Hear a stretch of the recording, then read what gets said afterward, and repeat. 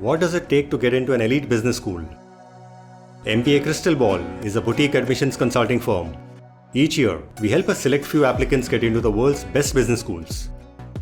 Here's one of our success stories to inspire and educate.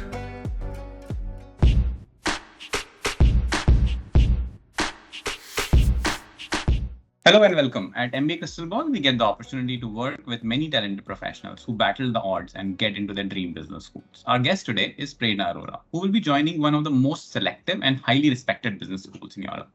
Welcome, Prerna. Hi, Manish. Hi, how are you? I'm good. How are you? Good. Thanks so much for sharing, and talking to us. To begin with, can you share a little about yourself, your qualifications for our viewers? A little about myself. I hail from Mumbai. I actually live in Mumbai here, and I've been brought up here itself. And post that, I did my schooling and my undergrad in Mumbai as well. So I went to Narsee Monji and did my BBA from there, major in finance. Post that, I ended up at this company called DE Shaw, which is a hedge fund, as a financial research analyst. And I've had a career of around 6 years as of now, across two companies. So D Shaw was one, and then I moved on to a startup. Okay. So that's like a little about me. Great. Thanks. So, before we move on to your work experience, you've also tried a few years back, with CAT and, the MBA through that. So how was that experience? What happened there? Right. So CAT, as I would maybe compare it to GMAT, it's extremely different. Like you don't get a lot of chances in a year. You have that one chance. So there's a lot of pressure on that one exam. So definitely that was that I did it in my last year of college. So that was back in 2018. And in general, I'm more of a competitive person. I've been like that since my school. I've been into sports, and even academic wise, like I've always been doing well even in college. But CAT was one place where I sort of struggled. I maybe thought, competitive exams are not for me because it just wasn't working out the way I wanted it to. So anyway, like I gave the exam, it did not turn out to be good. And that's when I dropped the idea of maybe doing CAT again, because it really did make me feel like it's not going to happen for me, and it brought me down. So it was obviously not a very pleasant feeling. And yeah, at that time I did feel like maybe MBA is a bit far-fetched, and because didn't know a lot about GMAT and schools abroad. So yeah, that was my journey back then. But I thought I'll take a drop year, give it again. But that's when I decided, okay, let's maybe dive into the corporate world, and I decided to join my first company. Right. And then D Show happened. Tell us, how was that experience like? Because, it's a pretty reputed name. Right. So DE Shaw was an experience in itself. I was one of the few people who joined from my college. That was the first year it came to our college as well. So, it was very exciting. I got a chance to move to a new city as well. It was the first time I did it. So overall, I joined as a financial research analyst, and 3.5 years over there, I got a chance to work with so many different people. I got a chance to work with people from different countries as well. So a lot of international exposure over there, and learning how finance works in real life and how critical decisions are was very interesting. I had a great team. I had a great manager over there. And I think that is where I also met a lot of people who were like-minded, who wanted to go for their MBA. But I also got to know that, okay, CAT isn't the only way to do it. You can actually look at GMAT, look at schools abroad, look at ISB. So yeah, I think it was a very wholesome experience.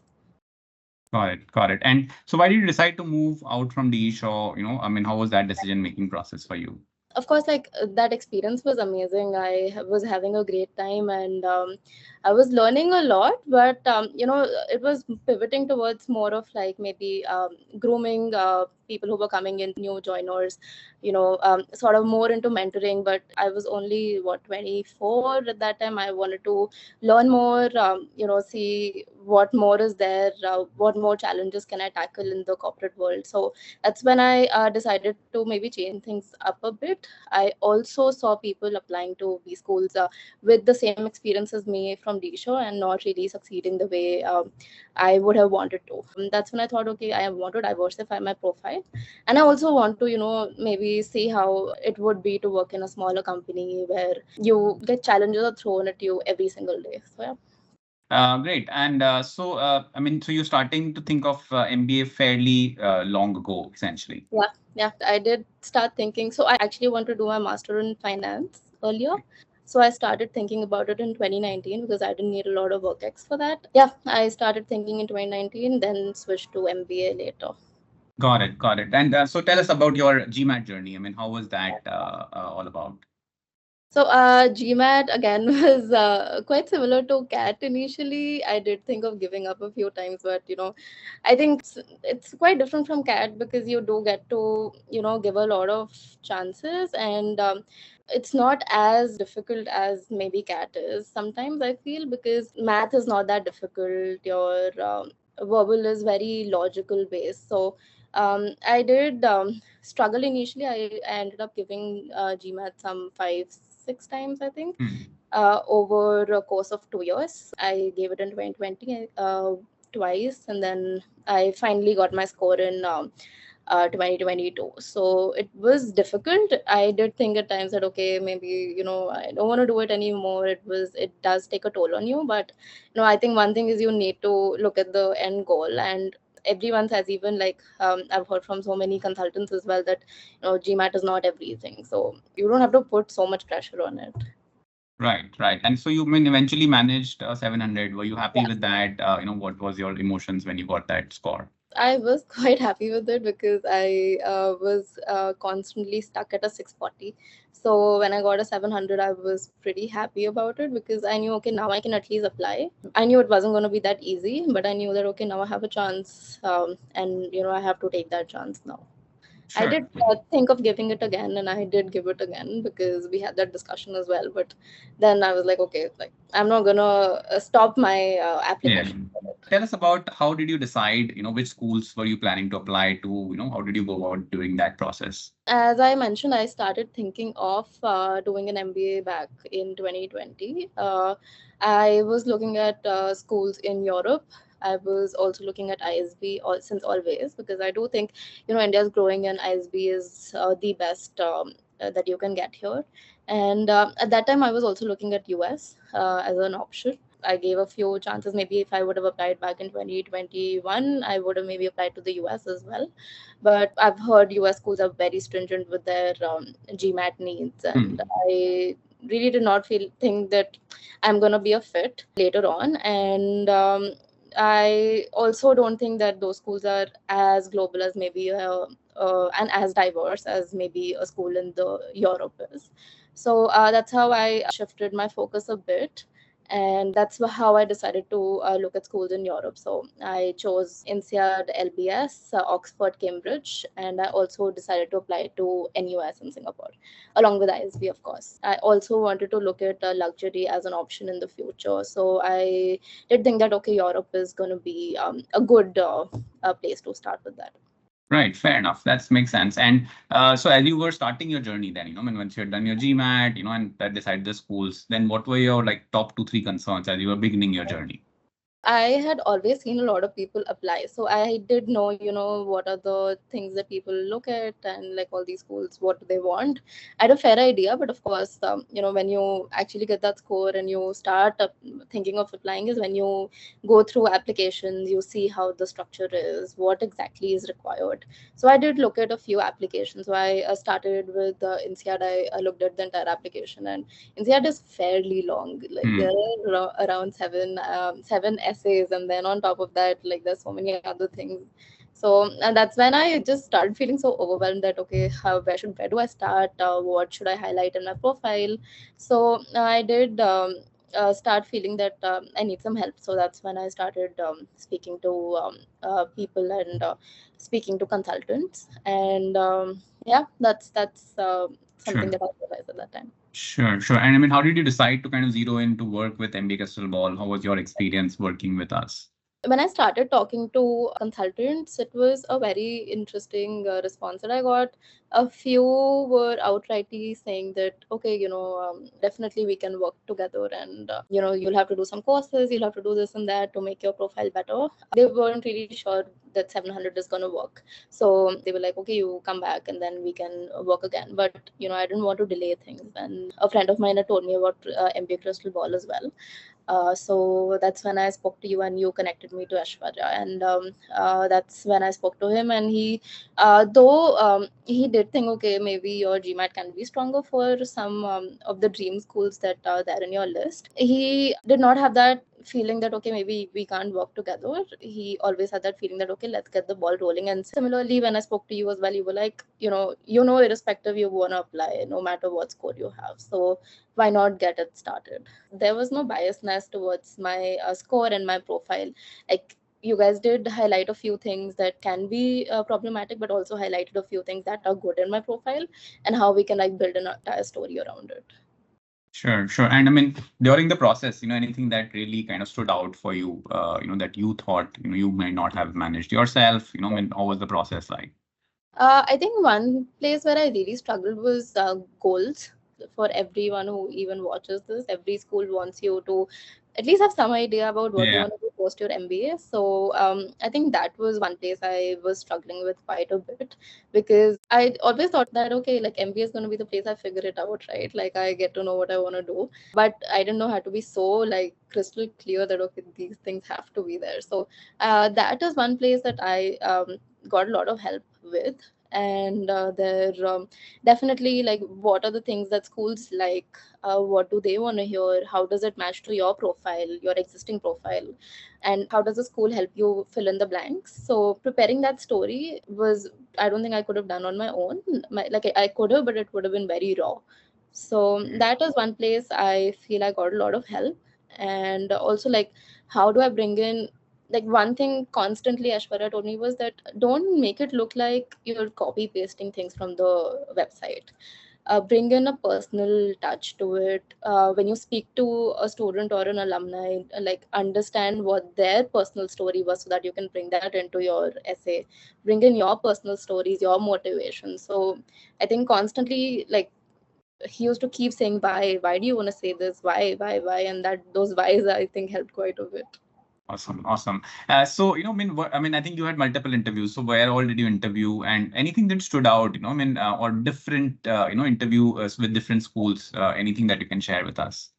Right. So I applied to 6 schools. I interviewed with 5 of them. I interviewed with ISB, NUS, Oxford, LBS, and INSEAD. I think schools like Oxford, ISB, and NUS have a very similar way of conducting interviews. 2 were adcom led. I think adcom led interviews are very, very like basic. It'll be a half an hour interview. They won't ask you a lot. They'll ask you some set of questions that they already have and some things that they want to understand more.